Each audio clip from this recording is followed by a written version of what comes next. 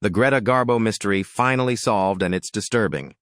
Greta Lovisa Gustafsson was born on September 18, 1905, in the working-class Södermalm district of Stockholm, Sweden. Her beginnings were humble, starkly contrasting with the glamorous image she would later project. Her father, Carl Alfred Gustafsson, worked as a sanitation laborer, a physically demanding job that offered little in the way of financial security. Her mother, Anna Lovisa Johansson, was a homemaker. Life was a constant struggle against poverty. Their small apartment was cramped, often shared with other families due to economic necessity. Tragedy struck the family when Greta was just 14 years old. Her father, whom she deeply loved, fell ill with Spanish flu and died. His death was a devastating blow, plunging the family into deeper financial hardship and forcing Greta to leave school to help support her mother and siblings. Her first jobs were mundane, typical for a working-class girl in Stockholm at the time. She worked as a lather girl in a barber shop and later in a department store, where her striking appearance occasionally led to modeling for newspaper advertisements. Despite her shyness, there was a powerful, almost magnetic quality to Greta, even in her youth. A quiet intensity, a unique beauty that drew the eye. Encouraged by her brief experience in front of a camera, she applied to the prestigious Royal Dramatic Theatre acting school in Stockholm. To her surprise, and against considerable odds for someone from her background, she was accepted. This was the first crucial step on her improbable journey. At the acting school, she began to shed some of her shyness and learn the craft of performance. It was here that she met Mimi Pollack, a fellow acting student who would become one of the most significant relationships of her early life. A connection that history would later reveal was far deeper than simple friendship, hinting at the complex emotional landscape that lay beneath Garbo's reserved exterior. Greta's time at the Royal Dramatic Theatre acting school proved to be her gateway to a larger world. It was there, or shortly after, that she caught the eye of a man who would become her mentor and champion, the celebrated Swedish film director Moritz Stiller. Stiller was a dominant figure in Swedish cinema, known for his artistic vision and his ability to spot and cultivate raw talent. He was instantly captivated by Greta's unique presence, her striking features, her natural photogenicity, and the intriguing blend of vulnerability and intensity she possessed.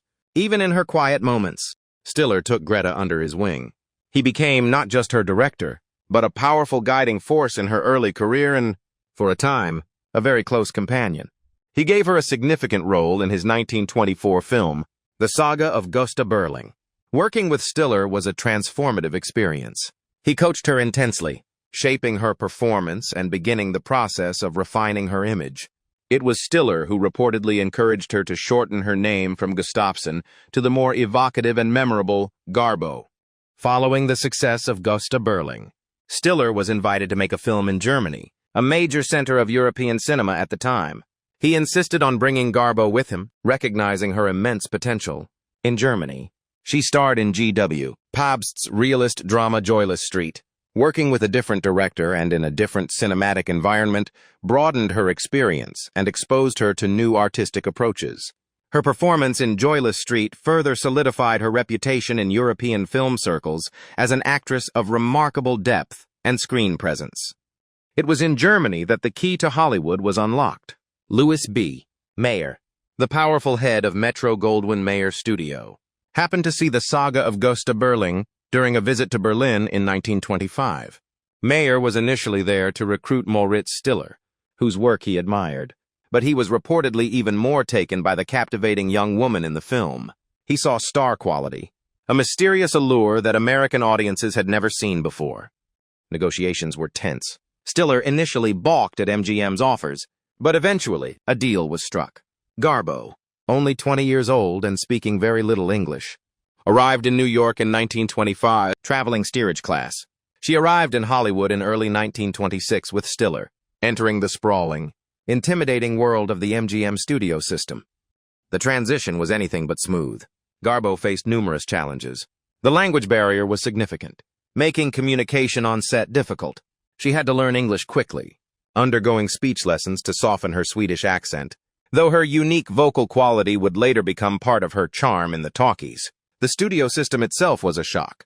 MGM was a factory for filmmaking, demanding rigorous schedules, extensive publicity, and a level of control over actors' lives that Garbo, with her intensely private nature, found stifling.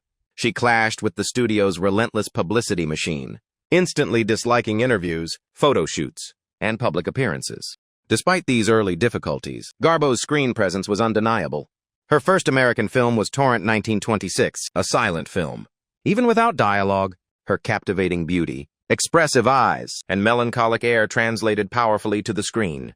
The studio began building her image, promoting her as an exotic, mysterious European beauty. Subsequent silent films like The Temptress 1926, Flesh and the Devil 1926, alongside the era's heartthrob, John Gilbert, and Love 1927, a modern adaptation of Anna Karenina, solidified her silent film stardom.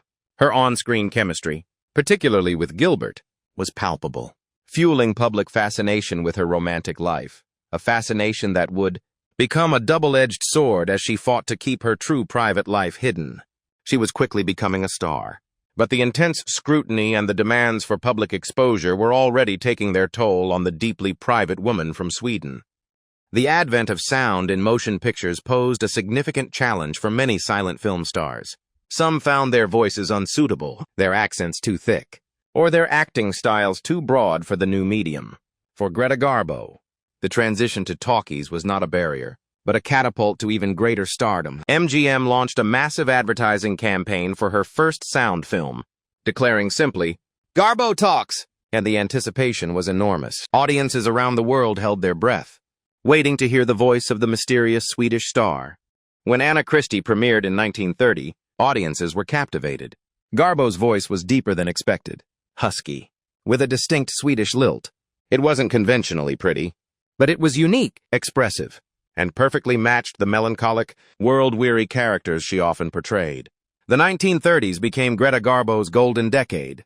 She starred in a string of critically acclaimed and hugely popular films that cemented her status as one of the greatest actresses of her generation and a global cinematic icon. She portrayed complex, often tragic heroines with an unparalleled ability to convey deep emotion through subtle facial expressions, a haunted look in her eye, or the inflection of her voice. Her filmography from this era reads like a list of classics. Mata Hari, 1931, where she played the infamous exotic spy.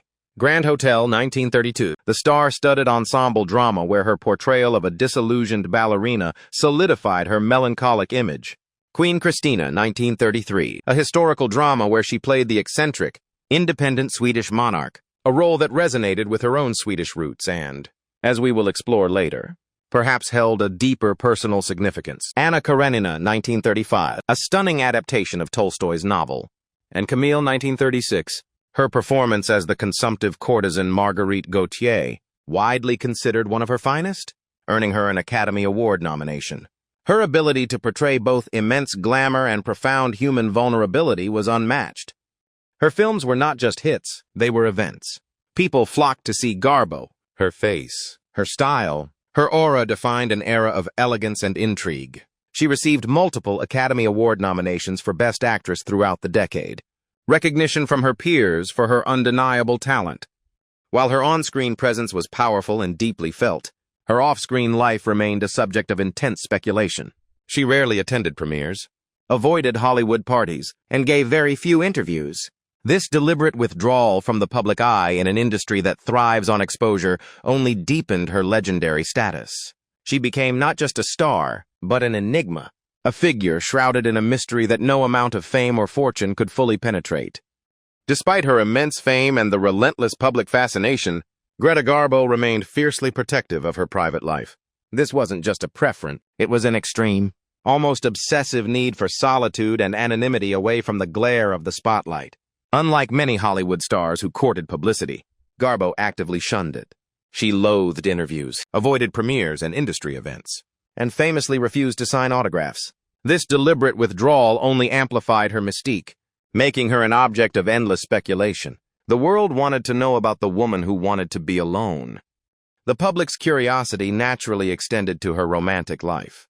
Given her captivating beauty and the passionate roles she played on screen, the media and fans alike were eager to see who captured the heart of the elusive Garbo. Throughout her Hollywood career, she was linked romantically to several prominent men. The most famous of these relationships was her passionate, on-again, off-again romance with her frequent co-star, the silent film heartthrob John Gilbert. Gilbert reportedly proposed multiple times, but Garbo, for reasons that remained her own, consistently refused to marry him. Their relationship was intense, but ultimately tumultuous, and did not lead to the conventional Hollywood ending the public might have expected. Other notable men linked to Garbo over the years included the conductor Leopold Stokowski, with whom she had a widely publicized relationship in the late 1930s, involving travels and quiet retreats. In her later, post-retirement years, she maintained a long and complex relationship with George Schley, the husband of designer Valentina. While their connection lasted for decades, its exact nature remained ambiguous to outsiders, adding another layer to Garbo's private puzzle. These relationships with men were the ones that occasionally surfaced in the press, the ones that Hollywood gossip mills focused on. They fit the conventional narrative, the expected romantic entanglements of a beautiful female star, and for a time, they served, perhaps inadvertently, as a convenient distraction, a way to keep the public guessing while obscuring a deeper, more complex truth about Garbo's emotional and romantic life. However, for those who moved in Garbo's closer circles, for those who knew her beyond the public image and the press-managed rumors, there were whispers. There was a sense among certain insiders that while she might have enjoyed flirtations or even brief, intense connections with men, her most significant, long-lasting, and emotionally profound relationships were with women. The most documented and discussed of these relationships was with the Spanish-American writer and socialite, Mercedes de Acosta. De Acosta moved in the upper echelons of society and the arts, a woman known for her beauty, her wit, and her open lesbianism. She had affairs with many prominent women of the era, including actress Eva Le Gallienne, dancer Isadora Duncan, and painter Tamara de Lempicka. De Acosta was drawn to Garbo's mystery and beauty, and she pursued her relentlessly. Their relationship reportedly began in the early 1930s and was intense and tumultuous, marked by periods of passionate connection and painful separation, lasting for decades. The proof of their affair, the closest thing history has to concrete evidence beyond whispers, lies primarily in the hundreds of letters Mercedes de Acosta wrote to Garbo over the years. While Garbo's replies were reportedly destroyed by de Acosta at Garbo's request later in life, de Acosta's letters survived and, upon her death, were eventually made public. The language in these letters is undeniably passionate, filled with longing, desire, and declarations of love that go far beyond platonic friendship. De Acosta wrote of her intense longing for Garbo, recalling intimate moments, expressing jealousy, and pleading for Garbo's affection and presence. These letters describe secret rendezvous, quiet times spent together away from prying eyes, shared moments of intimacy and vulnerability. De Acosta's memoirs, though sometimes questioned for their accuracy and sensationalism, also hinted strongly at her deep emotional and physical connection with Garbo, detailing trips together and shared experiences that seemed to confirm the nature of their bond to those who knew them. For Garbo, Mercedes de Acosta represented a connection to a world where she could potentially be more open, a confidant who understood unconventional desires in a world that demanded conformity. Their relationship was a passionate, complicated dance of closeness and distance, conducted entirely away from the public stage. Another significant, though perhaps less overtly documented in terms of physical intimacy, but certainly deeply emotional, connection was with Mimi Pollak, the actress Garbo met at the acting school in Stockholm. Their bond formed in their youth and continued through correspondence even after Garbo moved to Hollywood. Letters from Garbo to Pollak that have been preserved reveal an intense, almost pleading emotional dependence. Garbo wrote to Mimi with a level of intimacy and longing that suggests a bond far deeper than typical friendship between women at the time. She expressed feelings of loneliness in Hollywood, her struggles with fame, and her deep connection to Mimi. This early relationship with Mimi Pollak in Sweden may have been Garbo's first experience with such a deep emotional connection, setting a pattern for seeking similar depth in relationships with women later in life. Beyond de Acosta and Pollak, whispers also linked Garbo to other women within her exclusive social circle, wealthy socialites, artists, and wives of prominent men. These connections were even more discreet, often existing within the protected bubble of private homes, yachts, or secluded European villas. While concrete proof like letters is scarce for these relationships, The consistent pattern of Garbo spending significant time seeking companionship and forming deep bonds with women from this milieu reinforces the narrative. Among those who knew her, that her emotional landscape was not exclusively heterosexual. These were women who offered her not just companionship, but perhaps a sense of understanding and acceptance that she couldn't find in her more public-facing interactions. The pressure of maintaining these secret lives was immense. Garbo and her female partners had to be incredibly cautious. Meetings were clandestine. Letters, like those between Garbo and Acosta, were filled with veiled language or later destroyed. They traveled separately, met in private homes rather than public spaces, and relied on a network of trusted friends who either supported them or, at the very least, were discreet. Some biographers and film scholars also interpret her choice of roles, particularly Queen Christina, a historical figure widely speculated to have been homosexual or bisexual, as a subtle, perhaps unconscious way for Garbo to explore or acknowledge aspects of her own identity on screen. Queen Christina's rejection of marriage and her complex relationships resonated deeply with Garbo, and her portrayal in the film is often cited as having an underlying layer of personal identification. Was this Garbo's quiet defiance, her way of being true to herself through her art when she couldn't be in her life? Greta Garbo's career in Hollywood came to an abrupt and, for many, unexpected end in 1941. After starring in the comedy Two-Faced Woman, which was neither a critical nor a commercial success compared to her previous hits, Garbo made the startling decision to retire from acting at the young age of 36. The reasons for this decision have been debated for decades. Was it the disappointing reception of her last film? Was it the changing landscape of Hollywood with the onset of World War II, which cut off the profitable European market for her films? Or was it something more personal? A deep-seated weariness with the demands of stardom and, perhaps, the relentless pressure of maintaining her carefully guarded secret life? Following her retirement, Greta Garbo embarked on what would become one of the longest and most legendary periods of reclusion in celebrity history. For nearly 50 years, until her death in 1990, she lived largely out of the public eye, primarily in New York City. She purchased an apartment in the luxurious Campanile building on East 52nd Street, overlooking the East River, a private sanctuary far removed from the glitz of Hollywood. Her post-retirement life was dedicated to avoiding the spotlight she had once commanded. She never made a comeback film, despite countless offers and pleas from studios and fans. She gave no interviews, attended no public events related to film, and resolutely maintained her distance from the industry that had made her a global icon. She became a ghost in the machine of her own legend. Her days were spent in a routine designed for anonymity. She was often seen taking long walks through the streets of New York, always wearing large sunglasses and often a hat, trying to blend in, though her striking appearance and unique stride made her instantly recognizable to those who knew what to look for. She frequented art galleries, cultivated a passion for collecting art, and traveled discreetly, often to Europe or to visit friends in various secluded locations. Her social circle shrunk considerably, becoming a small, trusted group of friends. This circle reportedly included wealthy socialites, art collectors, and a few remaining connections from her Hollywood days or European past. Crucially, this circle also included women with whom she had shared close, perhaps intimate, bonds over the years, like Mercedes Acosta, with whom she maintained a complex on-again, off-again connection until Acosta's death in the 1960s.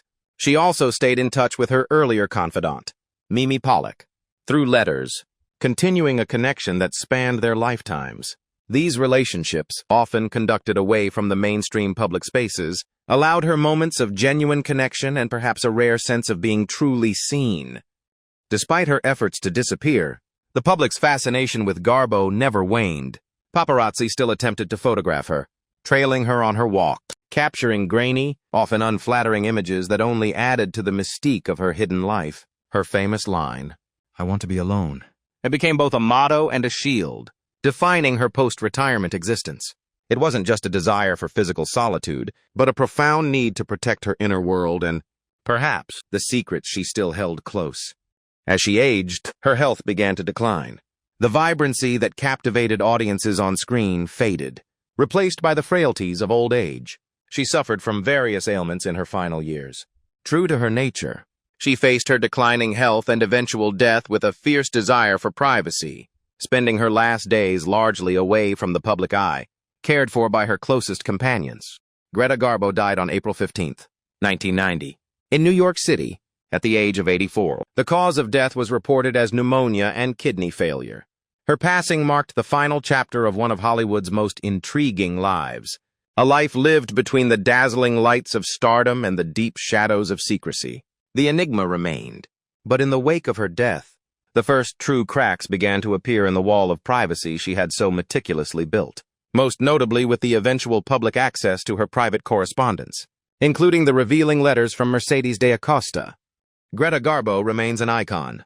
Her legacy as one of the greatest film actresses of all time is undeniable. Her performances are timeless, her beauty legendary, and her mysterious aura continues to fascinate audiences and scholars alike. She proved that an actress could command the screen with subtlety and intensity, defying the conventions of the era and leaving an indelible mark on cinematic history. Her decision to retire at her peak only cemented her mythical status, preserving her image in the minds of the public as eternally young and beautiful, forever the enigmatic star. But knowing the full, complex truth of Greta Garbo's life adds profound depth to her legend. The story of her secret affairs with women, conducted under the constant threat of social ruin and professional annihilation in a deeply homophobic era, transforms her reclusiveness from just a personality quirk into a poignant, perhaps even tragic, necessity. It highlights the immense personal cost paid by individuals in Hollywood who lived outside the rigid social norms, forced to hide their true identities and desires to survive and succeed. Greta Garbo's story is a powerful reminder that behind the magic and glamour of Hollywood, there were, and are, real people with complex lives, hidden struggles, and secrets they carry. Her legacy is not just in the iconic images on screen, but in the enduring mystery of her private life and the truths that are slowly, painstakingly, being uncovered. The scandalous whispers of her secret affairs with female stars were more than just gossip. They were glimpses into the hidden heart of a legend, a testament to the human spirit's capacity for love and connection in the face of profound societal oppression.